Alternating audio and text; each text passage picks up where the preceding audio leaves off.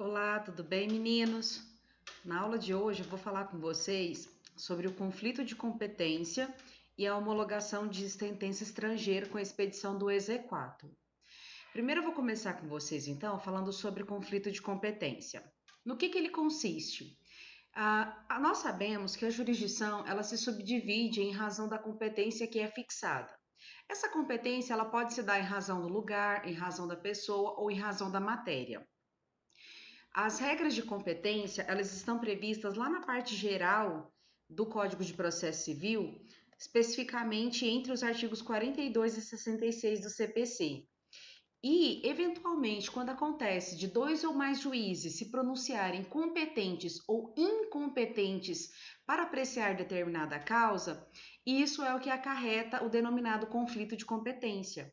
Isso está previsto no artigo 66 do CPC, que fala da seguinte forma: há conflito de competência quando dois ou mais juízes se declaram competentes, ou dois ou mais juízes se consideram incompetentes, atribuindo um ao outro a competência.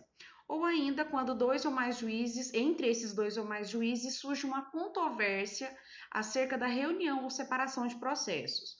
Veja que o artigo 66, ele fala especificamente de como é que vai se dar esse conflito de competência e quais são essas situações. Olha um exemplo concreto. Quando eu falo para vocês de conflito de competência, isso gera na nossa mente uma dificuldade de saber como é que se dá na vida prática. Como que isso pode acontecer? Por exemplo, imagina só que ao mesmo tempo uma pessoa ingressa com um pedido, com uma ação na comarca de Anápolis e na comarca de Abadiânia. Aquela mesma ação, ela pode gerar aqui dois despachos recebendo a petição inicial ao mesmo tempo. O que vai acontecer? Em regra, aquele juízo que primeiro despachar no processo vai se tornar prevento, ele vai ter a prerrogativa da prevenção para apreciar a causa. Mas isso não quer dizer, eventualmente, que necessariamente o juízo, aquele outro juízo que não se manifestou, é incompetente. Aí eu entro na regra de averiguar quem é o verdadeiro competente para apreciar aquela matéria, aquela causa, aquela ação que foi proposta, em razão daqueles três critérios que são fixados, bem como em razão das normas que são fixadas dentro da própria Constituição. Se vocês se lembrarem, o artigo 109 da Constituição Federal, ele traz as hipóteses de competência, ou seja, ele estipula quais é que são as searas, quais são os juízes competentes e grau de jurisdição em razão de cada uma da matéria ou em razão do lugar ou em razão da pessoa. A depender, então, da configuração de cada uma dessas circunstâncias, eu vou ter a competência da Justiça Estadual como residual, ou seja, é o resto, é aquilo que sobra que não se enquadra nos casos que são especiais e estão previstos no artigo 109 da Constituição Federal. Havendo, então, esse conflito de competência, eu preciso verificar quem é o juízo a quem corresponde, a quem vai responder por essa ação eventualmente. Quem é que vai decidir, quem é que vai dirimir o conflito? E quando eu falo de uma instauração do conflito de competência, então, eu ingresso perante o Tribunal de Justiça a suscitação desse conflito de competência. Quem é capaz, quem é parte legitimada para poder requerer essa suscitação do pedido de conflito de competência?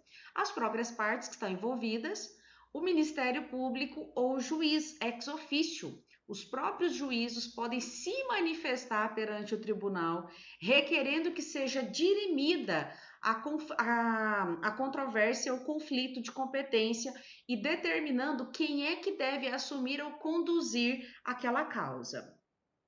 Veja que nos artigos 951 a 959 do CPC é disposta as normas do conflito de competência. E aqui eu vou destacar para vocês alguns pontos que são imprescindíveis, porque a complementação dessa aula vocês vão ter de acordo com a leitura do material que eu já preparei e já disponibilizei no nosso AVA, tá bom?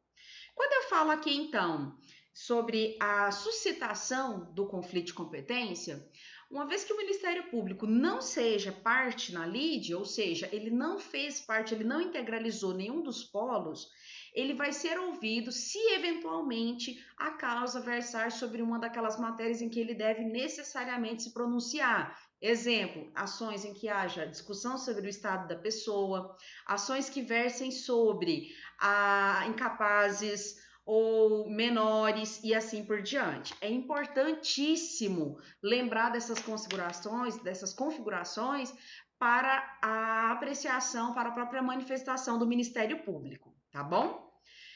Continuando aqui, quem é que não pode suscitar? Então, eu tenho aqui uma legitimidade negativa. Quem não pode suscitar o conflito de competência?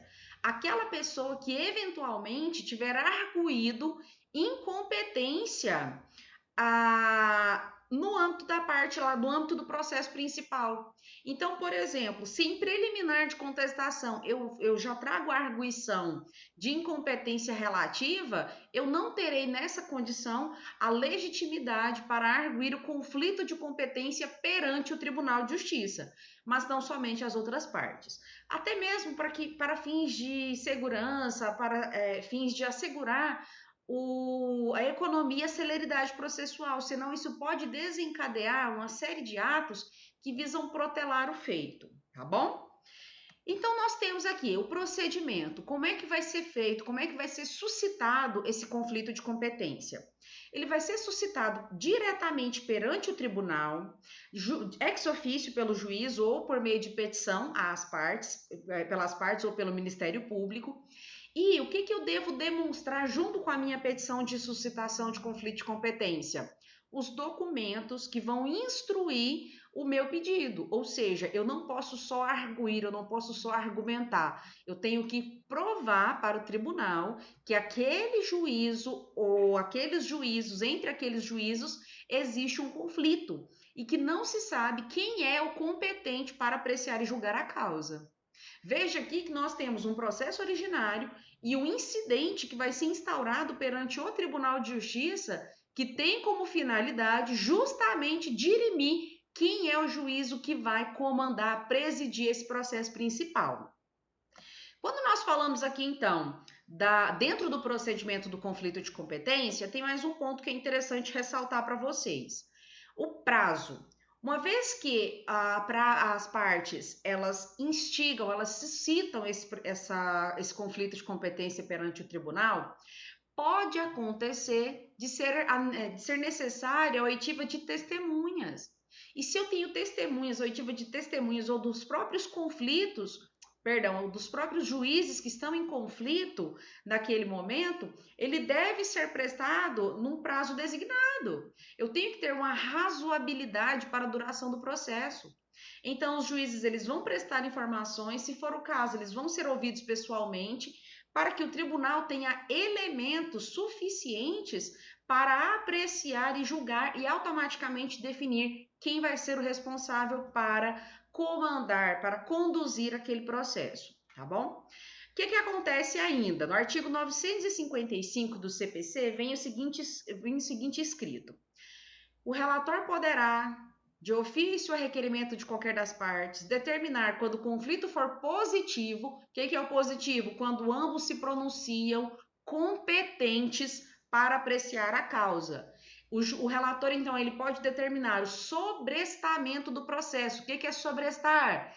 É aquela suspensão. É o momento em que o ato do processo vai permanecer paralisado para dirimir essa causa que é incidente. Bem como no caso do conflito negativo, o que vai acontecer?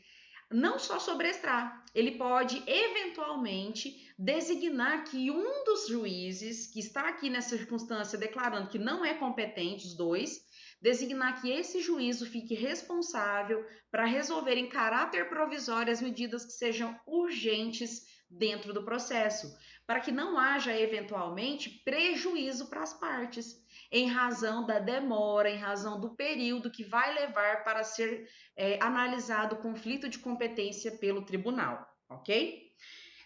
Continuando, nós sabemos aqui que quando nós falamos de conflitos, nós temos não só na seara, por exemplo, aqui, do nosso juízo perante os tribunais de justiça, tribunais regionais, federais e assim por diante, mas também no âmbito dos tribunais superiores. Então, eu vou identificar quem é o tribunal competente que vai estar acima, como um órgão aqui quase no duplo grau de jurisdição, que vai ter competência também para apreciar o meu conflito. Porque senão, o que pode acontecer eventualmente? De alguém que não tem competência vir aqui e a gente desencadear numa série de atos que vão acarretar fatalmente a nulidade do processo, tá? Então, veja que quando o artigo 955 fala sobre o fundamento da decisão do conflito de competência, ele fala assim, que ele pode ser fundado em súmula do STF ou do STJ ou do próprio tribunal, em tese de julgados de casos repetitivos ou de incidente de assunção de competência. Eu vou levar em consideração isso aqui também com base no tribunal que eu elegi como aquele competente para dirimir o conflito, ok? Além disso, então, decorrido esse prazo, que vai ser designado pelo próprio relator, o Ministério Público ele será ouvido naqueles casos em que lhe compete falar, em que lhe compete opinar sobre o feito, e depois as partes que tenham manifestado ou não, ou prestado as informações necessárias, serão levadas para julgamento perante o tribunal, para então ser emitida uma decisão que vai vincular o juízo competente e que vai conduzir o processo. Depois, então, os autos eles serão remetidos àquele juízo que foi declarado competente e dá-se, então, a continuidade dentro do procedimento escolhido, de acordo, então, a partir deste momento, com a declaração formal de quem é o juízo competente para dirimir a causa, ok? Vejo aqui só uma observação, inclusive isso aqui pode ser alvo de objeto de questões, de provas, de exames que vocês se submetem, que a normativa que está esculpida no artigo 959 do CPC, que fala que o regimento interno do tribunal é que vai regular o processo do julgamento do conflito de competência. Mas ele não fala só isso, essa última parte aqui é interessante. Ele atribui, inclusive, a responsabilidade, a competência do tribunal para dirimir eventuais conflitos que existam entre a autoridade administrativa e judiciária. Vejam, isso aqui nós não estamos, neste momento, tirando competência, por exemplo, da autoridade administrativa. Se a gente lembrar da tripartição dos poderes, se nós lembrarmos aqui da repartição e da autonomia e independência dos poderes, nós temos vários assuntos que vão se interligar e que vão estar diretamente aqui associados. Mas o que eu tenho que levar em consideração? O que tem que ser mais importante neste momento? Especialmente a questão resolvendo a quem é que compete resolver e dirimir aquele conflito. Exemplo, se houver um conflito entre uma câmara de arbitragem, que é uma espécie de justiça administrativa, e o juízo comum. Isso aqui é um exemplo clássico que pode ser levado ao tribunal para dirimir um conflito de competência. Tá bom? Eu vou fazer agora um próximo vídeo para vocês falando sobre a homologação de decisão estrangeira, tá bom? E a concessão do exequatur à carta rogatória. Então, um beijo para vocês e sigam lá no próximo vídeo dentro do canal. Um abraço.